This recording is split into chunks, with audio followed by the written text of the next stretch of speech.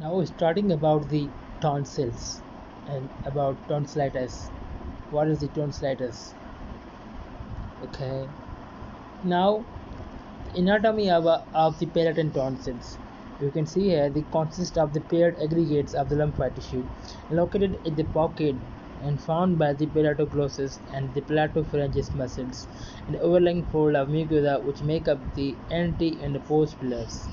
Okay, two surfaces medial, lateral, and the two poles upper and the lower, and the supratonsillar fossa, anterior tonsillar space, and the bed of the tonsils. You can see here, as large plate have posterior pillars and buccinator muscle, and interior, and the plate and tonsils as well. You can see here some of the crypts, secondary crypts and secondary crypts. You can see here some of the crypts and the crypt magna, and this is the primary crypts, and these are some secondary crypts. Okay, during the tonsillitis, these crypts are filled with the pus. These crypts are filled with the pus. That's why they become swelling and become yellowish, and we can deal with it further in acute tonsillitis. Now you can see here some anatomy of the tonsils. You have pharyngeal tonsils as well. They are known as the adenoids. Yeah, at the back of the nose, they have the fossa of the Rosenmuller, and there is the eustachian tube as well, and there is the supratonsillar fossa as well as here, and there is the pterygomandibular fossa as well. You can see here pterygomandibular fossa, and the plica triangularis as well.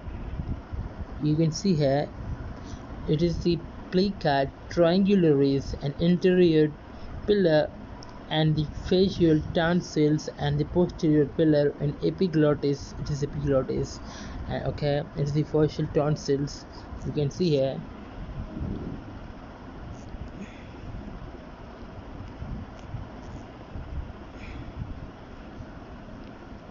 Now the rate of tonsils. You can see the rate of tonsils. It is the buccopharyngeal fascia. You can see. Okay, it's a medial pterygoid muscle, and it is the masseter muscle, and it is the staloglossus muscle. It's here, staloglossus muscle. This is the facial artery, and this is the submandibular salivary glands. Okay, this is the tonsils. Okay, these are the tonsils, and they have the capsule. They have capsules. Okay, they have the loose areolar tissues as well. You can see here the loose areolar tissues. There is superior constrictor muscles as well. It's between the basilar fascia and the buccopharyngeal fascia. They have between there is a superior constrictor muscles as well. Now what's the blood supply of the tonsils? You can see here it is maxillary arteries branch of the ascending palatine artery, and the tonsillar branch of the ascending pharyngeal artery, and ascending palatine artery as well, and the tonsillar artery. Okay, and the dorsal lingual branches as well supply to the it's the tonsil. Okay, this is the tonsil. These are the crypts.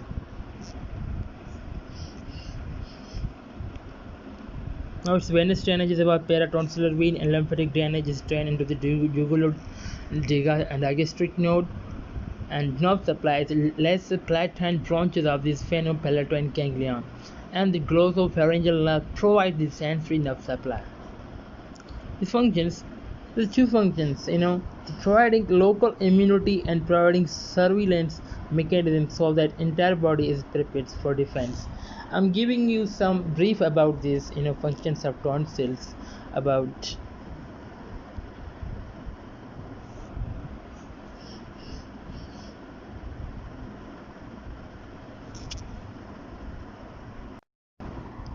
It is the structure of the lymphoid follicles. You can see here the lymphoid follicles is here afferent lymphoid vessels and high endothelial venules, and these are the afferent lymphoid vessels.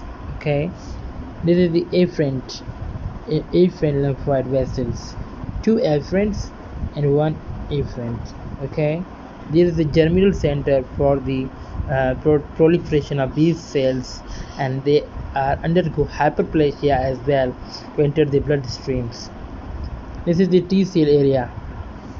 You can see here this brown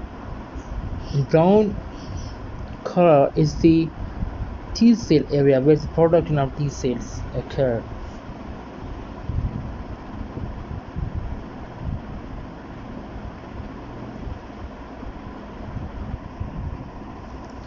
And you can see here about the some zones of the lymphoid follicles. This is the follicles, but they have 3 zones: dark zones, light zone, and the mantle zones.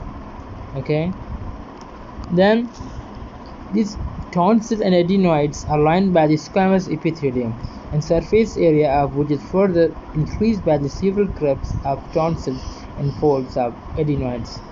Okay, they have contains M cells as well. M cells, which antigen processing cells, and macrospore. Through them, antigenic material is brought into the contact with subepithelially situated lymphoid follicles. The follicles have germinal center. You can see here is the germinal center, which is rich in the B cells. They are rich in the B cells, and mantle zone rich in large lymphocytes. This mantle zone contains large lymphocytes, and the germinal center contains large B cells, high amount of B cells.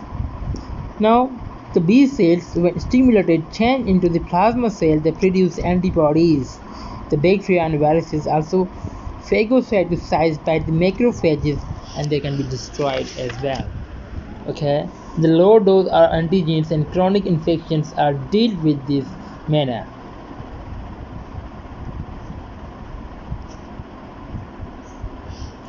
You can see here, M cells at the epithelium. I have told you about M cells. Okay, here at the epithelium, the T lymphocyte, B lymphocyte, the macrophages, the dendritic cells. They can phagocytose the bacteria and viruses. In this surveillance mechanism, in that if the dose of antigen is high, then the B cells of germinal centers that proliferate and undergo the hyperplasia. You can see here we have studied in that this germinal center of the B cells. Okay, in these B cells can proliferate and increase in number. They have increased in number because they have the high dose of antigen. Then these cells enter the bloodstream. Okay, they enter into the bloodstream. Why the bloodstream? Because they can go where the microbes are present. Then this complex immune system comes into contact, play with the antigen processing cells, mammary cells, dendritic cells, macrophages, T helper cells, okay, and the T suppressive cells. In antibodies produced by the plasma cells, they prepare the antigen to the phagocytosized by the neutrophils and other phagocytes like macrophages, lymphocytes. The antibodies also get attached to the macrophages and give them enhanced ability to catch the antigens. Tonsils are most active from 4 to 10 years of age, and involution begins after puberty, resulting in decrease of the B cells production and later increase in the ratio of the T to B cells. There has been a common notion that the removal of the tonsils and adenoids will impair integrity of the immune system and make the patient susceptible to the poliovirus or increase incidence of Hodgkin disease like Hodgkin lymphoma and non-Hodgkin lymphoma. This has not been substantiated by the clinical and epidemiological observations, and the removal of the tonsil and adenoid has also not affected and general immune surveillance function. They have tonsil and adenoid, however, they should only be removed on the specific indications.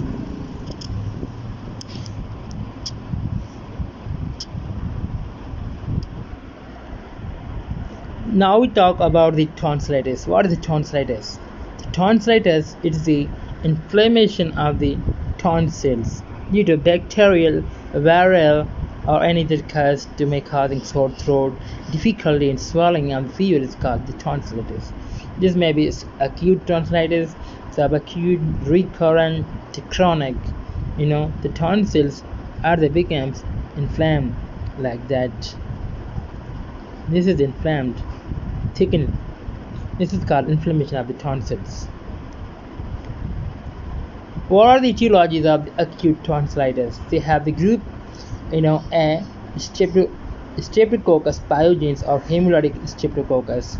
It's the main, it's the most common etiology of the acute tonsillitis.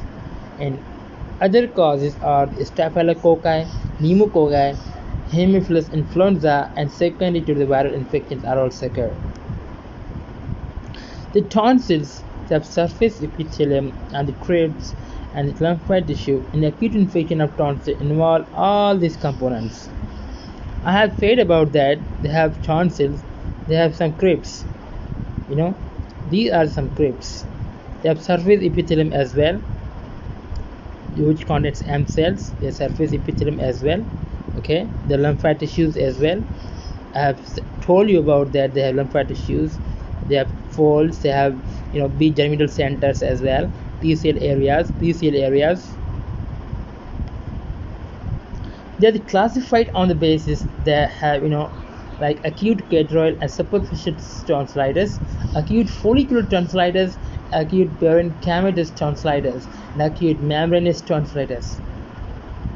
This is acute cadroid superficial tonsillitis. Here, the tonsillitis is a part of generalized pharyngitis. Okay, it is mostly seen in the viral infections. I have stated you about this in the pharyngitis. In chronic pharyngitis, we have stated about this. The acute cadroid or superficial tonsillitis. They are part of the pharyngitis. Okay, these are the parts of the pharyngitis. They are mostly seen due to the viral infections. Now, acute follicular tonsillitis. In these infections, they spreads into the crypts, which become filled with the purulent material presenting at the openings of the crypts as yellowish spots. You can see here some yellowing spots as well. You can't see clearly about the yellowish color, but you can see in the real the patient they have some yellowish color as well. Their crypts, they have crypts are filled with the pus. In this acute follicular tonsillitis infection, which is crypts, infected crypts, okay, they have become filled with purulent materials. Then the presenting at the openings. They are opening. These are the openings, and presenting at the openings of the crypts, okay, as the yellowish spots. They will become the yellowish spot as the opening of the crypts. So this is the acute follicular tonsillitis. In acute parenchymatous tonsillitis, here the tonsil substance is affected. The tonsil is uniformly enlarged and red. You can see it's more reddish, very reddish, more reddish color. Okay, and tonsil is uniformly both acute. And now acute membranous tonsillitis, it is the stage ahead of acute follicular tonsillitis. The stage which is after becomes follicular tonsillitis. Its initial stage, which will be previous stage, is the follicular tonsillitis, but after that it is stage which is ahead of acute follicular tonsillitis, when exudation from the crypts coalesces to form membrane on the surface of the tonsils. It means that they have the crypts, okay, And the crypts, they have exudates to form the membrane, like that. They form the membrane. You can see here. They form the membrane due to exudates, exudation from the crypts. Okay, the coalesces to form the membrane on the surface of the tonsils. Now, what are the symptoms? What are the symptoms? Some symptoms are the sore throat, malaise, fever, odonophagia, and earache as well. Okay, the sore throat, fever. Yes, three are the common symptoms of the acute tonsillitis. What are the signs? The breath is voided and tongue coasted. You can see here the breath is voided and tongue is coasted. Hyperemia of the pillars and soft plate and uvula, most common soft plate and pillars, and tonsils are the red and swelling and yellowish spots in acute follicular tonsillitis. Yellowish spots because they have crypts are filled with the pus. If the crypts are filled with pus, but at the opening of the crypts they have some yellowish spots, okay, which is seen in the acute follicular tonsillitis. Whitish membrane in acute membranous tonsillitis, because acute membranous tonsillitis is the infection which is from the acute follicular tonsillitis. And jugulo-digastric lymph node enlarged and tender.